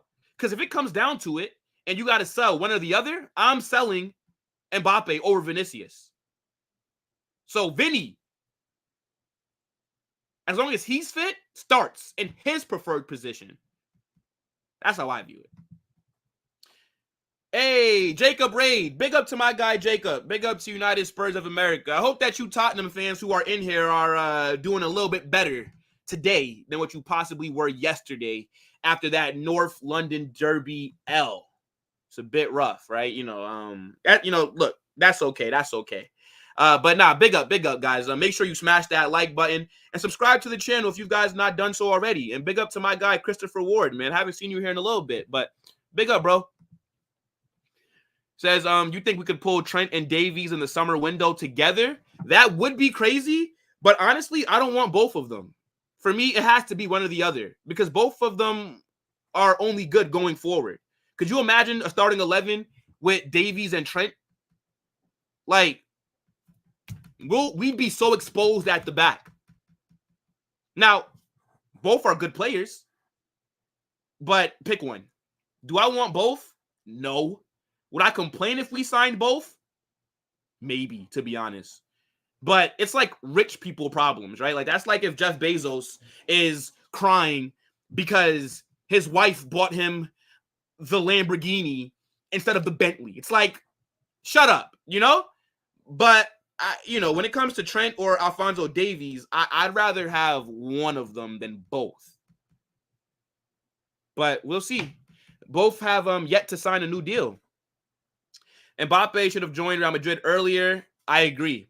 He shouldn't have waited so late, but it is what it is. At least he's here now. Bro, Mbappe played with left wingers all his life. He always started as a 9 on paper, but drifting wide is... Yeah, but I thought during PSG, isn't that what kind of messed Mbappe up? What kind of messed up the team chemistry was when... So, remember, they brought in Neymar, then they brought in Messi. So Mbappe wasn't that happy having to play so central. But I think with him making the choice to come to Madrid, he's accepted that he's going to have to play more central. Because then why else would you join the team? That's what we needed. We had no striker except for Joselu. But Joselu is not good enough to start week in, week out. And he did a good job coming off the bench. But that's why we had Jude playing as our striker last season. Because Benzema left us. And we didn't get a replacement. Right? Ancelotti wanted Harry Kane. Perez gave him Joselu, which ended up working out, right? I mean, big up to my guy Joselu. But nah, he made the choice. He made the choice to primarily be a striker when she joined the club. That's how I view it, you know?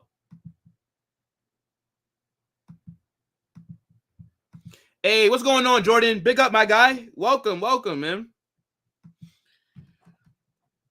Brothers called me an Mbappe hater when I said that. I said I'd sell one between the front three. I'm selling Mbappe. They ate me alive. Bro, because they're idiots. Why would I not sell Mbappe if it came down to one of those three? I've literally won Champions Leagues with Vinicius and Rodrigo. So why would I sell them? I know that with them, I'll win. With Mbappe, you think we should win, but it's not a guaranteed. Why would I sell Vinny or Rodrigo before Mbappe? Two guys who are proven winners at the club. Has Rodrigo came off the bench in the 90? No, has Mbappe came off the bench in the 90th minute and scored a brace against Man City to win us that tie? Has Mbappe done that yet? Because Rodrigo has. Has Mbappe scored in 2 Champions League finals for us? Because Vinicius has. Why the hell would I keep Mbappe over either of those guys? If there's any chemistry issues, I'm sorry. Mbappe has to go. Vinny and Rodrigo were cooking together. So that's just how I view it. I'm going to keep the guys who's already put work in for the club. I mean, that to me is a no-brainer. I don't see how anybody can argue against that logic.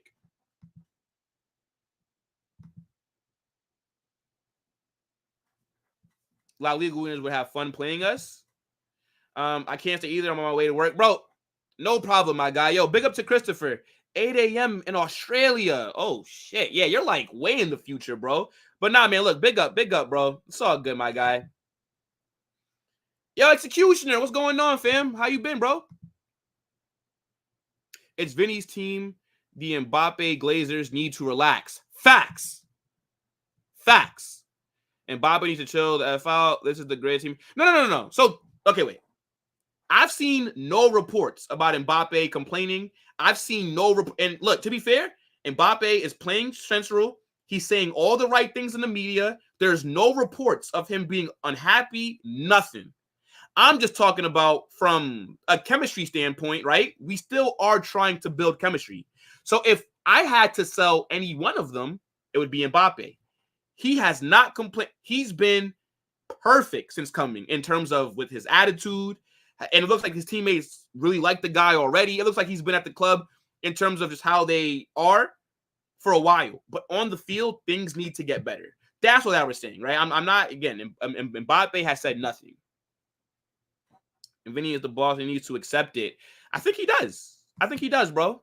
But somebody did ask me about Trent Alexander-Arnold earlier, and we could actually talk about that right now because we've gotten some more reports, right, from Fabrizio Romano talking about Trent and Real Madrid. It says Real Madrid are attentive to the situation of Trent Alexander-Arnold. With Liverpool, of course, there are still no negotiations, only scouting. We will see what happens with his club. Now, you guys know, I think Liverpool are absolute idiots. I cannot think of any scenario where you let Trent Alexander-Arnold's contract run down to less than 12 months. That just shows incompetence at that club. Because it's not even like it's only Trent. You got Van Dijk and Salah, whose deals run out at the end of this season. That is just awful from Liverpool's front office. And I think all three of them will leave. If you're Trent, why the hell would you sign a new deal with Liverpool if you can come to Real Madrid? And trust me, when we play them in the Champions League this season, if you don't think the players are going to be recruiting him, if you don't think they're going to be talking to him like, yo, bro, come to Madrid. What are you doing? You want to stay at Liverpool where your owners don't spend money? Where your owners don't have no ambition? Why you want to stay here? You're not going to win no more Premier Leagues. You're not going to probably win no more Champions Leagues. Why stay? You've already won everything at Liverpool. You won Champions League. You won one Premier League, Carabao Cup, right? FA, Club World Cup, Super Cup, I think. Liverpool cooked while Klopp was there. But now that's over. They just brought in a brand new manager. And they gave him no money to spend. Usually, when you get a brand new manager coming into your team, the clubs give them a lot of money to spend, to bring in his own players, right? To bring in guys that fit his style of play. Liverpool told him, yeah, we're not doing that. If you're Trent, why would you stay at Liverpool? You don't think that Jude Bellingham's going to be recruiting him? Over the summer, after the international tournaments ended, Trent was on vacation in the U.S. with Jude and other Real Madrid players. Now, I don't know what delusional world a lot of fans live in, but if you think these players don't talk to each other about possibly teaming up, about joining this club or joining that club, you're out of your mind. Imagine being able to live in Spain, the capital, Madrid, nice weather, great food, playing at the Bernabeu. But nah, he'll turn that down to stay in Liverpool. Nah. I don't think anybody could blame Trent if he ends up leaving. And the fans, there will be some fans who will be mad at him, right? There'll be some fans that call him a snake, but they're idiots. Because you need to be looking at your board. You need to be looking at your owners. How the hell did they even let Trent's contract run down like this in the first place? And I'm telling you something right now. I've heard a lot of Liverpool fans try and gaslight themselves into believing that the club hasn't offered them a new deal yet. And if you believe that, you're coping. Because there's no situation where a big club, or no, not even a big club, where any club would want any of their star players to be sitting here with a year left on their deal. They would have been offering Trent new deals from 2 years ago. And I think Liverpool should have took a page out of Chelsea's book. Once you don't sign an extension, and if you're trying to leave for free, or if it looks like you might leave for free, you're getting banished from the first team. Go have fun training with the under 8s. I'll have you babysitting during training. They should have sold him this summer. Liverpool should have sold Mo Salah this summer.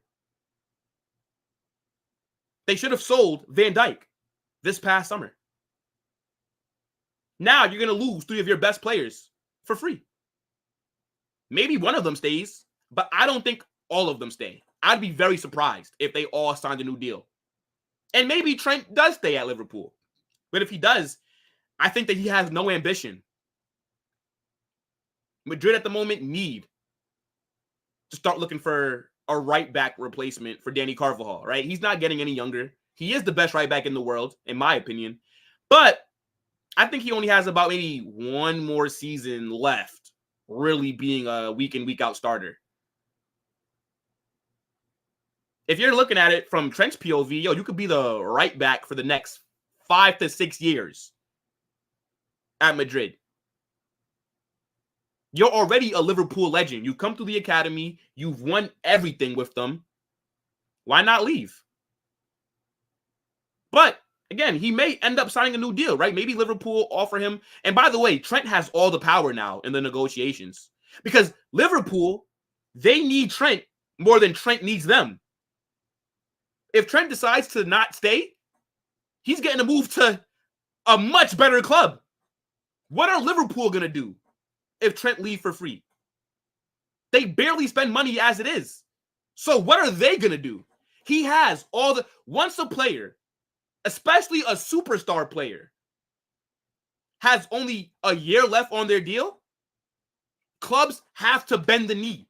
They have to start offering crazy amounts of money. They have to give bigger signing on bonuses and all these different things because they have no choice. Let's see what Trent does. Let's see. Because how come he hasn't signed a new deal yet? I'm pretty sure that Liverpool have been offering him contracts. They make it seem like Liverpool have not started negotiations yet. Well, if they haven't, they're fucking idiots. Because how has it got... What are you waiting for? I don't see any Liverpool fans complaining about this either. It seems like all the talk is about, oh my gosh, Trent's such a snake if he leaves. Bro, you need to go and blame your management and your owners for letting it get down to this late. But I just want to keep an eye on. All right, everybody knows Trent's not my first choice. If I had to go sign a right back, I get why the club want Trent. Free transfer for a player that has his CV. It makes a lot of sense. And I wouldn't be mad at the signing. I think Trent on that right wing, overlapping, he's a great passer, right? Defensively, he's not there. But we should be a lot better in possession to where that doesn't really matter because you'll still have Militao, Rudiger, and Tchouaméni back there to kind of cover you if we do lose the ball, right? And maybe a Ferland Mendy as well. But I think he'd be a good fit at Madrid. I personally do. And if I was him, I'm leaving. I'm telling you guys that right now. But, yo, get in the chat. Let me know what you think about Trent possibly going to Madrid. I mean, why not? I know that Liverpool is his boyhood club, but so what? They have no ambition. Why stay? Let me see.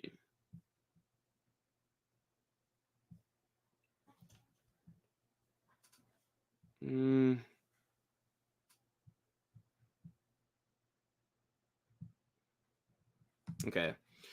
Davies and Trent are good additions, but we would miss Carvajal's defense. That guy can do everything. Yeah, bro, that will be a big miss. To me, I want Reece James, but this guy can't stay fit to save his life. So it's like we're already a team that struggles with injuries. What's the point? Like, what's the point in bringing in Reece James? This guy can't stay fit. So why? Like, why even bring him here? Which sucks, because I rate him a lot. I think he's better than Trent. Overall game, he's clear. But again, injuries, right? The guy also, in my opinion, is better defensively. And I think he's just as good going forward. 1 second, chat.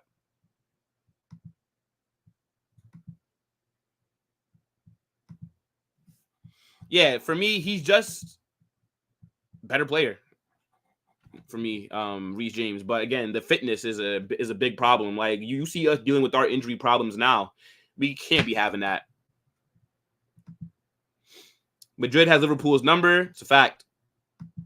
Madrid owns Anfield. Hey, look, don't let them forget about that 5-2. By the way, man, you should really do streams off topic. Football like stream games, FIFA, eFootball, or some shit. You'll get more chat on God. Your persona is, bro. Yo, excuse me. Yo, I appreciate that, my guy. I am actually thinking of doing like a gaming channel. And when FIFA comes out, right? When FC 25 is out, we will be playing that on stream, right? Like, I'll do like Road to Glory, right? I'll do like manager mode, create a club.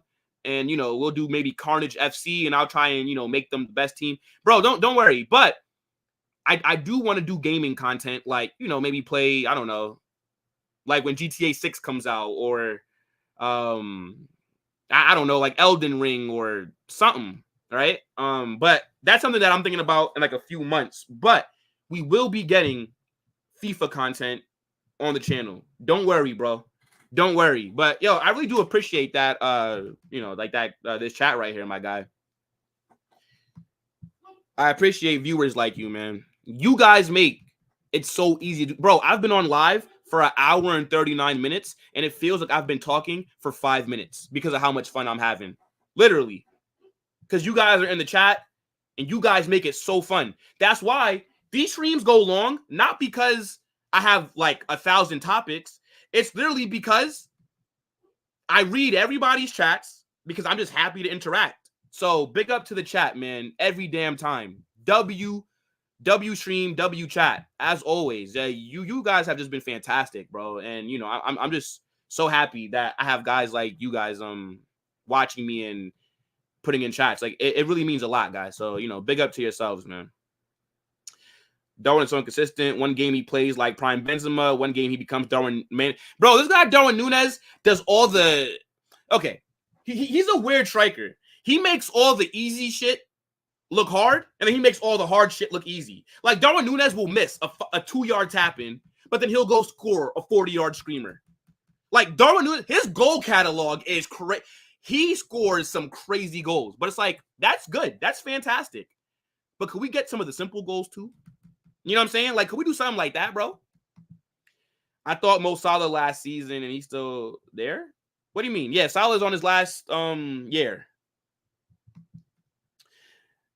Do you guys want Reece James now because he's injured again? Yeah, bro. Oh my God, I saw that. Like, there's not even a timetable for him to come back. It's like, bro, Carlo really needs to give Endrick more minutes, at least 30 minutes. And like, yeah, bro, like that subbing him on in the 88th minute shit is so annoying. That's obvious. Jude and Trent are buddies, and the way Jude talks about Madrid on his YouTube, you can tell if you're a player, he'd sell you the dream. If he's leaving, he's definitely coming to us. Bro, it's like, it's a no-brainer, 2K. It's literally a no-brainer. Darwin contains the frustrate Liverpool fans reports that he's annoying. Marcelo Bielsa as well. I think Núñez is not going to be at Liverpool for long, honestly.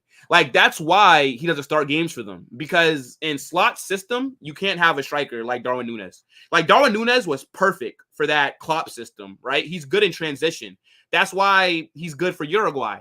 But Liverpool, they would, you know, they're not playing a high line and pressing and trying to win the ball back and fast-paced football. No, Liverpool, they're slowing down the game. They're on the ball more, right? And again, you can't have guys like him starting.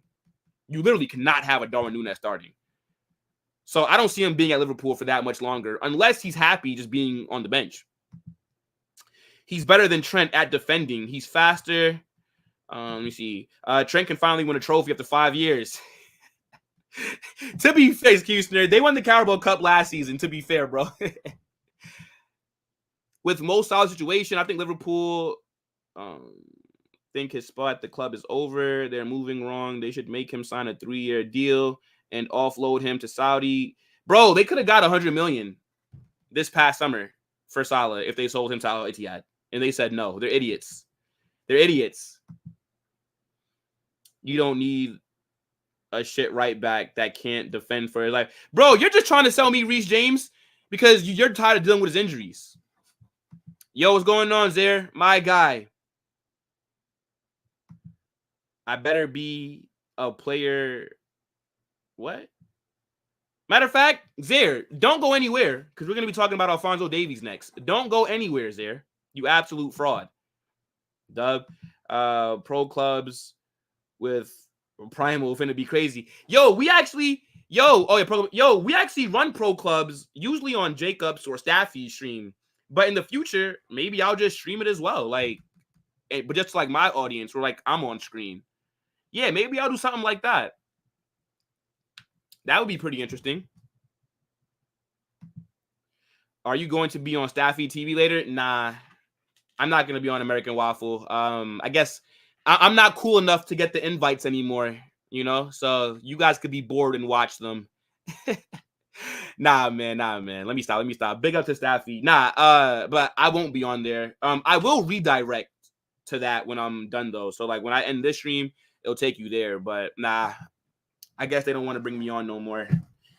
L-Mans. Yo, big up the chat every single time when really my guy Executioner. Man, big up. But, bro, this comment is crazy. He said he's edging us. It's like, bro, we just want to release. You feel me? Sub Endrick on in like the 70th minute.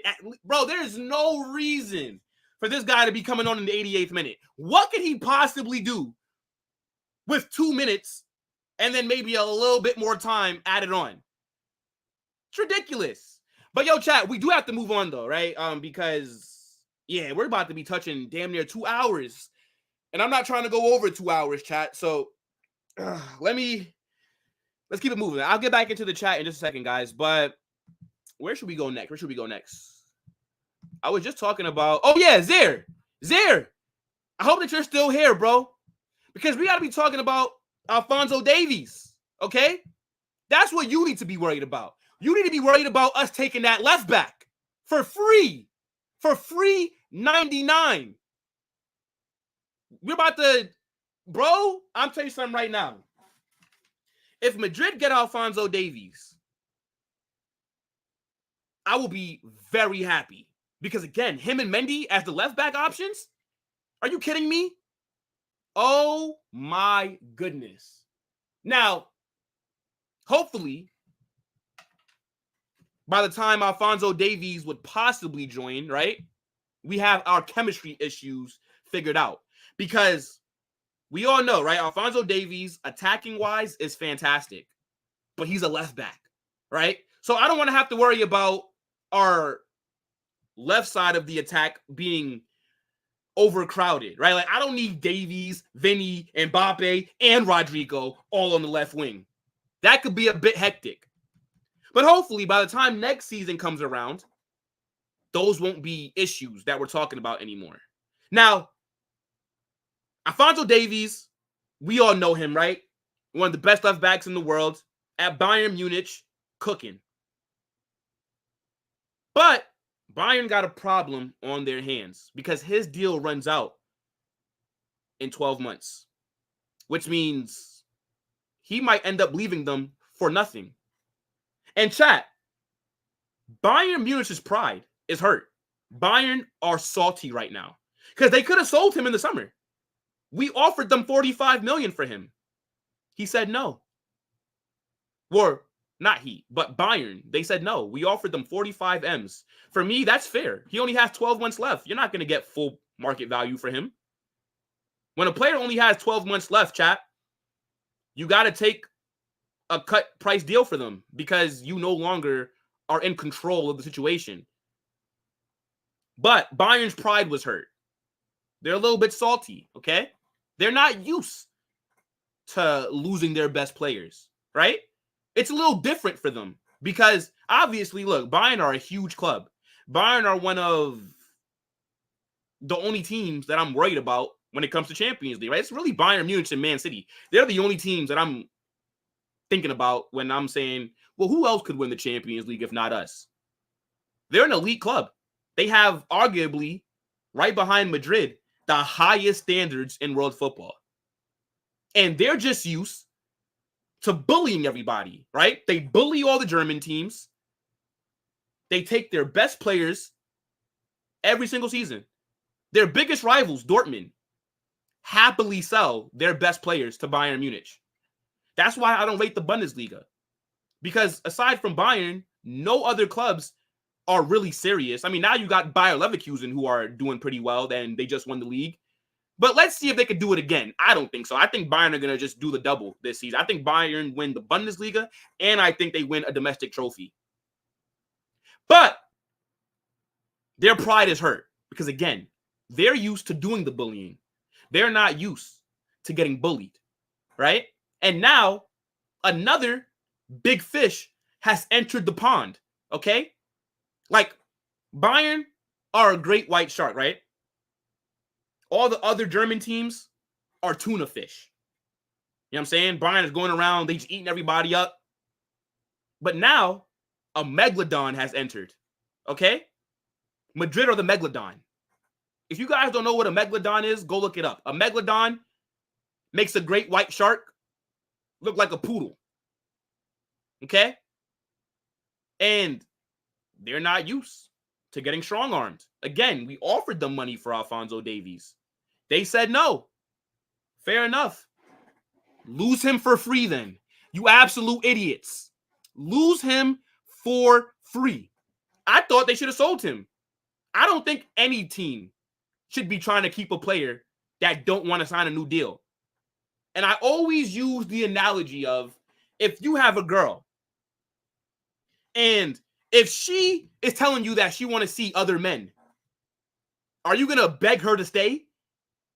Are you going to give her money and gifts to stay with you?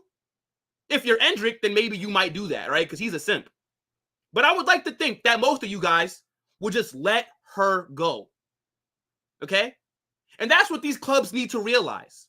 If a player wants to leave, why are you trying to force them to stay? He's already rejected multiple contract offers from Bayern Munich, and they decided to keep him this summer. Why? You could have got 45 million for a player with 12 months left on their deal, and you could have went out there and maybe even signed a better left back than him. They could have got a Theo Hernandez from AC Milan, right? They could have used that money for him. I think he's arguably better than Alphonso Davies because he's better defensively and he can attack. But no, again, Bayern wanted like 50, 60 million. Are you stupid? Once they rejected that money, when I saw the report that Real Madrid at the end of the window were about to make another bid, I said, don't do it.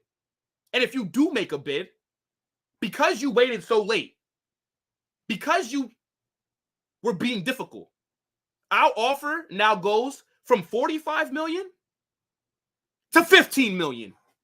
Yes. If you want to make a little bit of money, take this 15 million. If not, lose them for free. Now, I'm kind of talking my shit, right? But there is a chance Alphonso Davies ends up staying. I think Bayern Munich are a bit of an unknown right now. You got company, right?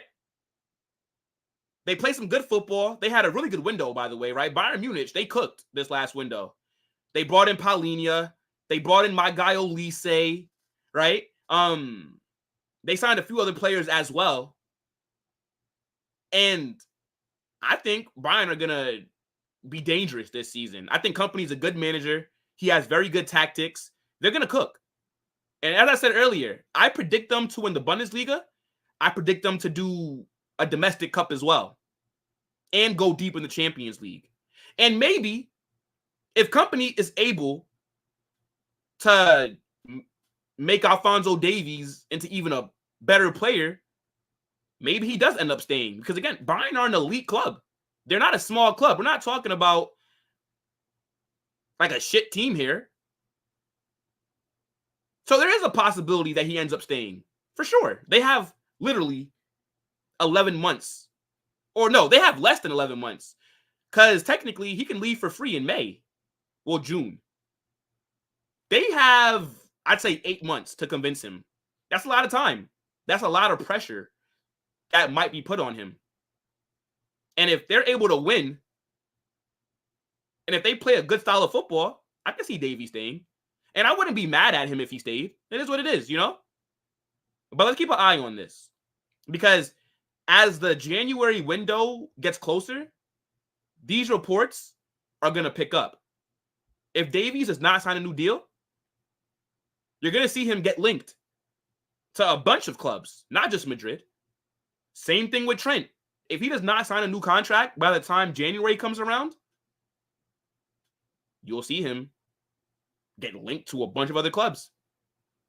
But let's keep an eye on it, though. All right, I think Bayern are going to be a fun team to watch this season, and they got to figure out their contract situations, right? Because Davies' deal runs out at the end of the season.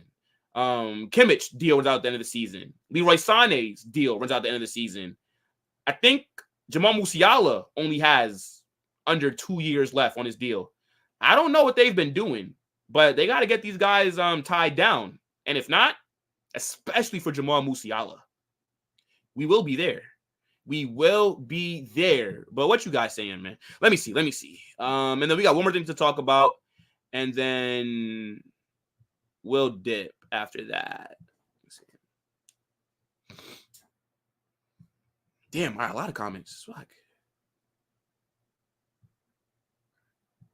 Oh, my days. All right. Maybe I can't get to all of these because then, yeah, again, I'm not trying to go over 2 hours. I'm going to have to go over 2 hours a little bit. No, actually, no. This will be the last topic, actually. I'll save the next topic for tomorrow, to be honest. Because, yeah, again, like, I don't want to go over 2 hours, chat. Like, when your streams are so long, I feel like people don't actually sit down and watch them through, you know? So, you know, I don't really want to be going too long. Let me see. Bayern after refusing $40 million for a player's contract expiring the season. Bro, absolute clowns. Absolute clowns, bro. El Clasico of Germany is still November 30th. Bro, I don't even care about Dortmund versus Bayern. I'm more interested because next Saturday, not this upcoming one, next Saturday, we will be there. Leverkusen versus Bayern Munich. We will be there. That game should be fire. That watch long will be lit. Davies ended Umtiti's career after breaking his leg. Yo, I remember that assist that he got when he ran on the byline. Yeah, bro. Offensively, I remember when Alphonso Davies, this guy, man, last season, all the links were there. We might sign him this summer and everything. And then we got Bayern in the semifinals, right? And I remember he didn't start either of the games. I think he was injured. But in the first half, freaking Serge Gnabry got injured and went off. And they subbed on Alphonso Davies to play on the left wing. And I remember doing my watch along, right? And I didn't have like a lot of you guys weren't there. Because I didn't really have like that many viewers back then. But I remember saying on the watch, I was like, you know what, Alphonso Davies? Prove to me why we should be signing you. This is your audition. You're at the Bernabeu. You're underneath the bright lights. Show me something. Yo, this guy cooked Rudiger and scored that banger. I said, bro, he's a fucking left back. But obviously, right, we all know that Alphonso Davies, I think when he was first starting to come through in America, MLS, he was a left winger for, what team was it? Was it Sporting KC? It was one of those teams. No, what the Canadian team? One of those, no, the Vancouver Whitecaps. That's what he played for. He was a left winger, right? Bayern made him a left back. But this guy absolutely cooked after Gnabry got injured. I was like, all right, fair enough, bro. Fucking, I just could not believe it. I was pissed. Oh, I was so mad when he scored. It was such a good goal. Nah, Davies is a baller. A good player. Bullying, I fucking wish. Where's Jonathan Tah? Yeah, you will sign him for free. Also, I appreciate the respect. Bub McConnell, Diarrhea, and Kim Min Jackass. Kim Min Jackass is crazy. Megalodon is a prehistoric great white. Bro, look, bro. For me, Bayern Munich is just sleeping. Kim Min sold after that masterclass pass from Kroos. Yo, Vinny, that first leg, Vinny was violating Kim Min Jae. I'm not gonna lie. Those two mistakes were crazy because I can't know what really happened after they're giving you 45 million. Thank you, Will. Why the fuck did we listen to company in regards to Davies? Oh, okay, wait. So, I mean, but thing is, right? Like, if you're Vincent Company, of course you don't want to lose Alphonso Davies, right? To be fair to him, like, he's like, yo, maybe if he plays in my system, he'll stay. I don't blame the manager for that, honestly. That's more of the club. Like, the club should be making that decision, not the manager. I can't lie. As much as I want to back my club, Will is cooking. Hey, big up, big up. And my guy says exactly. Jordan says, probably just buying time, hoping Davies will sign a new deal so they can sell him in the future for more than what Madrid are offering. That could also be a thing, for sure. I swear, if the next Madrid transfer window is outside the back four positions, bro, mind you, we still haven't been getting linked to center backs like that. I mean, yeah, the Saliba links were there. Also, the guy from Palmeiras, Victor Reis. But, bro, like, we need to be linked to more center backs. It's crazy. The window was mid? I actually liked your window, bro. All right, let me see. Let's look at, and you know what, fuck it. We'll go over 2 hours. Whatever, bro. Whatever. I'm having a good time. We're just vibing right now. Let me see something real quick. Let me see Bayern's window. I swear Bayern had one of the best windows across Europe. Let me see. I'll pull it up right now. 1 second, chat. We'll probably do another like 10 minutes, maybe. Then I'll end it. Let me see. All right. Current season's transfers. I'm about to share my screen. All right. Here we go. Can you guys see this? You should be able to. So you guys brought in Olise, baller. Polinia, baller. I don't know about this guy from Stuttgart, though. I didn't watch them. But I remember Bayern fans, they didn't mind that signing. Ooh. Actually, this does look kind of mid. I'm not going to lie. Is Malik Tillman in your team? He was on loan? No, okay. No, he's still on loan. Okay, never mind. Sorry. Okay. So, and now that I'm looking at this, it does look a lot more mid than what I was thinking in my head, to be fair to you, Zaire. And this is why you're the Bayern fan. You know more than I do. Fair enough. Yeah, you guys sold 142 million and only spent... Wait, what? That's not right. Huh? Hold on. Yeah, this shit is mid. What the fuck? Okay, wait, but is it only mid because that center back that you guys signed got injured? And by the way, what are Japan cooking? They got so much talent. Like, damn. Japan is moving mad. I'm not gonna lie. Big up to Japan. Shit.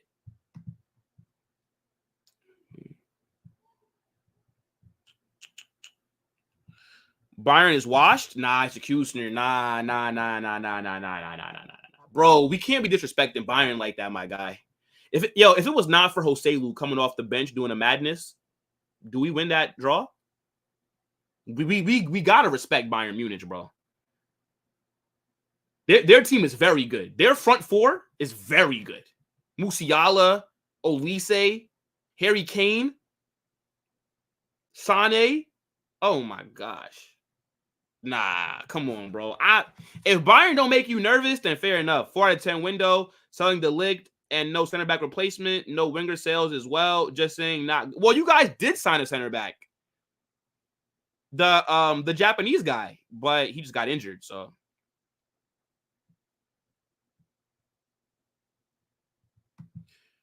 For me, losing Alphonso Davies for free. My guy Harry Kane gonna win the 8th career Golden Boot. Nah, Harry Kane will win a trophy this season. There's no way that he doesn't win one. All right, fair enough. Fair enough. Let me see. If Leverkusen passed the first leg test against Bayern, they might finish second or first. Trust me. Bro. I think what Leverkusen have done is fantastic. The way that they were able to keep all their main players and keep their manager. We all know that when like these teams have these surprising big seasons, they usually get rated. And Leverkusen avoided being rated. So, yeah, they should be in the title race again. I'm just backing Bayern a little bit more. That's all. Kimmich, I can see him think. I actually can see Kimmich going to Barca, bro, to play with Hansi Flick. And you guys heard what my guys there said. Yeah, man, look, smash that like button. Subscribe if you've not done so already, people. Oh. Why do I see Musiala playing for Arsenal? Because he'd fit in that system that Arteta likes to play. Musiala is an absolute baller. Musiala is such a good player. But I don't think he'd ever go there. Arsenal is shit, bro. They barely draw it against Brentford. Now, Arsenal aren't shit. I don't fear them, though, but they have a very good defense. They arguably have the best defense in Europe right now. They just need to keep Saliba fit for us.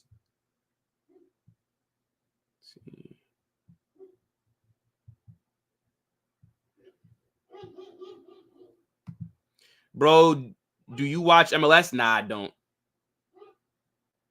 Nah, I'm be real, bro. I do not. I am not interested in MLS. I live right next to New York Red Bull Stadium, but do I want to go to an MLS game? See, the thing is, right? Like, one, they don't have the star players there, right? Like, I wish that the MLS did what Saudi done, right? Then I would have watched it. But a lot of these MLS games, right? They come on at night for me because now it's my time zone, which means they're coming on during the NBA season. They're coming on during NBA games. They're also coming on during NFL games. And I'm not going to pick MLS over NFL or NBA. So European football is easy for me because these games come on early in the day, right? Like usually the Saturday morning kickoffs for the Premier League is 7 a.m., right? Madrid games are coming on at 3 p.m. It's perfect. But MLS, they just don't have the star players for me to actually care about it, you know? Let's put this back up, though, for now.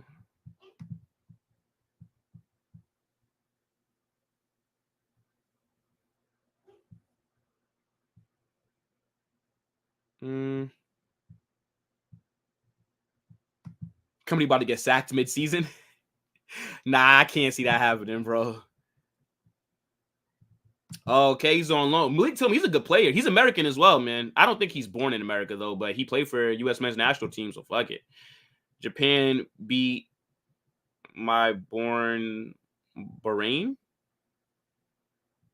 I don't know what you mean by that, bro. Let me see. Anyone in the comments?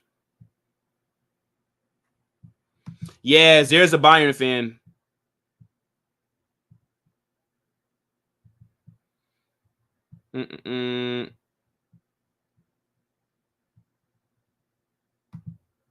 I live an hour from Columbus Crew Stadium, and they've been winning the league a lot past 3 seasons, and I still don't give a fuck about. Yeah, bro, like it's just so hard for me to get like invested in that league, you know? But I think we'll end it here, chat. Great stream. I had a lot of fun, guys. Tomorrow, very big day. Very, very big day, chat. And I hope to see everybody here for the Real Madrid versus Stuttgart watch-along. You guys are going to either see me real happy or you guys will see me how I've been lately, and that's real upset. Hopefully, we get a real good performance. Champions League is back. Oh, my God, I'm so excited. Jude, Tchouaméni, back, you know?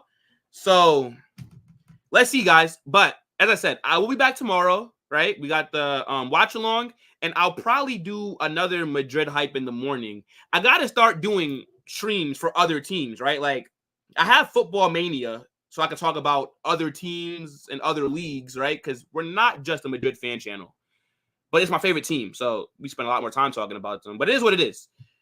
I just got to find time to do that as well because, you know, I want to talk about everybody's teams, not just mine. It's just been so busy lately, like with work and then the stream and everything. But I'll figure it out. We will be back tomorrow, though. At least 2 streams. I'm promising you guys that right now. We'll do a Madrid hype in the morning. We'll do the watch along. I'll record my match reaction and drop that as a regular video. And then maybe I'll do a Football Mania tomorrow. But if not tomorrow, we'll do a Mania maybe on Wednesday. And I'll probably bring some people on, right? Because, you know, I like to debate and stuff on stream. You know, I'll see what other people are doing. But, yo, big up to everybody that's in here, man. Yo, I appreciate you guys so much.